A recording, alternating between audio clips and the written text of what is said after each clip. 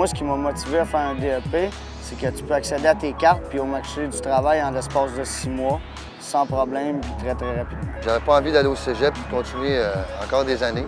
Fait qu'un DEP, c'est un cours professionnel, tu apprends ce que tu as besoin sur le terrain. Vu que je suis assez avancé en âge, j'ai 35 ans, j'ai plus de temps à perdre.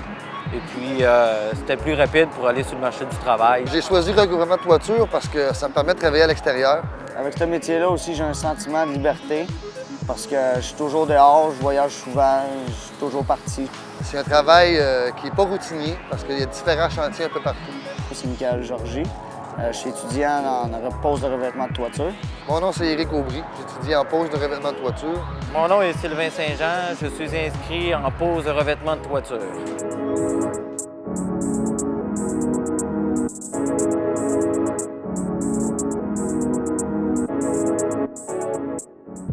Quand ils vont avoir terminé, il y en a qui vont choisir d'aller travailler dans le bardeau. D'autres vont se spécialiser beaucoup plus dans la membrane élastomère. D'autres vont choisir l'asphalte et gravier. Je vais faire des couvertures, oui, mais on va faire aussi des piscines, des bassins. Le monde qui travaille, qui refont les rues, des fois, ils ont des fentes à recouvrir, mais on pose des membranes élastomères là-dedans. C'est un couvreur qui fait ça. Même si c'est la voirie, il faut qu'il appelle le couvreur.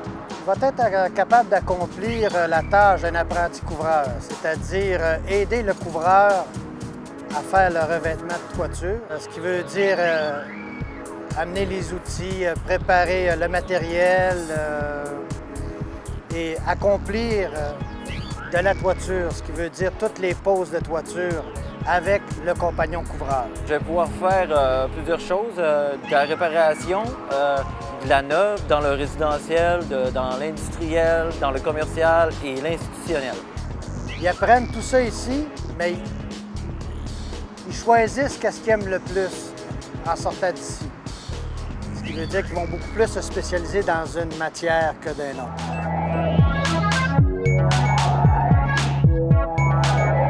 Les aptitudes qui sont requises pour le cours, c'est une tolérance à la chaleur, parce qu'on travaille naturellement quand il fait beau. Aucun vertige, parce qu'on travaille en hauteur. Et il ne faut pas avoir peur de travailler physiquement. Et puis, quand même une capacité de résoudre les problèmes assez rapidement quand ils viennent sur le terrain. Pouvoir se retourner sur un scène puis partir parce qu'il y a des imprévus. Il y a de l'atmosphère aussi, là, de la pluie et tout ça. Mais il y a souvent des problèmes là, de drain, d'eau et tout ça. Il faut résoudre assez vite fait. Il faut être un bon travailleur manuel. Il faut être capable de voir le travail. Il faut être capable de prendre des décisions rapides. Il faut être capable de débrouillardise. C'est un métier qui est très, très à risque. Il faut faire très, très attention à la sécurité. Il faut avoir une conscience du danger. Toujours, toujours, toujours. Watcher ses partenaires avec qui on travaille. Il faut être patient parce que c'est des longues journées de travail. On commence de bonne heure le matin, on finit tard le soir. Aussi, il faut être capable de travailler en équipe, à 2 ou plusieurs gars, parce que tu n'es jamais tout seul sur une job.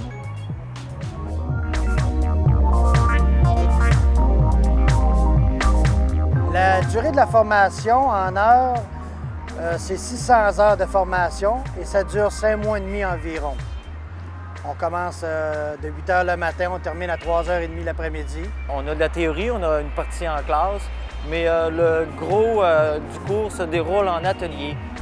C'est vraiment de la pratique sur le toit. La théorie en classe, une demi-heure par jour pour nous dire un peu le plan de la journée. On s'en va à l'extérieur et on exécute nos travaux. Le professeur nous montre un peu la technique, puis après ça, il nous laisse aller. Il nous laisse faire nos erreurs, puis c'est comme ça qu'on apprend, en recommençant et en le refaisant. Ici, au chantier, on est très chanceux parce qu'on a accès à un toit où on peut travailler direct à l'extérieur. On a des ateliers intérieurs, des petits toits de maison qu'on a fabriqués, qu'on peut recouvrir de bardeaux. On a beaucoup de matériel, il y en a que je connaissais pas. Il y a l'asphalte et gravier, il y a le bitume, il y a le bardeau. Tu as de la membrane TPO, de la membrane PVC. On apprend les concepts, que ce soit des techniques d'isolation, des techniques d'imperméabilisation, comment poser des feintes, comment chauffer la panne en bas, la bouilloire qu'on a, avec l'asphalte que tout le monde connaît, apprendre à manipuler ça. Les profs ici au chantier sont surtout comme sur un chantier, sur un vrai chantier. Il faut que tu arrives à l'heure, il faut que tu sois actif les activités, les ateliers qu'ils nous font faire. Ils essayent de vraiment nous montrer comment c'est sur un chantier. C'est du monde qui parle comme sur le chantier. Ils ne te prendront pas pour la main pour te montrer des affaires. Mon approche avec les élèves, c'est de les amener à ce qu'ils réussissent. Ce qui veut dire que l'élève commence, il y a des difficultés, je regarde les difficultés qu'il y a, on en regarde ça ensemble et on passe à travers les difficultés. Je suis très fier de suivre cette formation-là. Premièrement parce que c'est pas toutes les personnes au niveau physique et au niveau de l'endurance qui est capable de le faire. Et puis, tu as une satisfaction après avoir fait ta job. Tu es en général très, très fier de ce que tu as fait.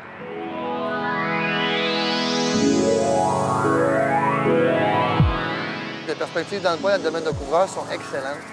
Le taux la demande est de 400 couvreurs par année. Puis l'école a réussi à en former à peu près 150. Fait que tu sors de l'école, il y a des contracteurs qui nous spotent, comme on dit.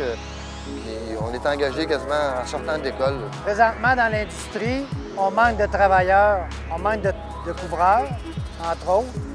On est dans l'industrie de 3800 couvreurs pour 7 millions d'habitants, alors dans la province, c'est pas beaucoup. Ce qui fait qu'on a une très grande perspective d'emploi. Les employeurs potentiels, bien, ça va être... Il y a beaucoup de grosses entreprises, il y en a 5-6 autour de Montréal. Les autres, c'est des grosses équipes, à plus de 100 camions qui partent le matin. Puis il y a aussi le petit contracteur que lui, il connaît tout son monde, puis qui part le matin avec son équipe, puis c'est plus petit. Puis c'est du résidentiel surtout, du bardeau, de la pause, de la rénovation. Tandis que les grosses compagnies, ils font des gros plans, des gros buildings en flambant d'eux, puis surtout la membrane, ils font beaucoup. Les sentiments que cet emploi-là me procure, c'est surtout d'être fier, d'avoir un bon salaire, d'avoir un métier respecté dans la construction. Souvent, si tu es en bardeau, tu es sur des toits en pente. Alors, naturellement, côté sécuritaire, tu es attaché tout, mais tu as toujours un petit feeling. C'est ça que j'aime. Là, je pense que je me suis vraiment pas trompé parce que je suis dans mon métier. Je travaille dehors, je travaille avec des équipements, avec des équipes. Travailler en équipe, c'est bien important pour moi. Je suis dans mon domaine.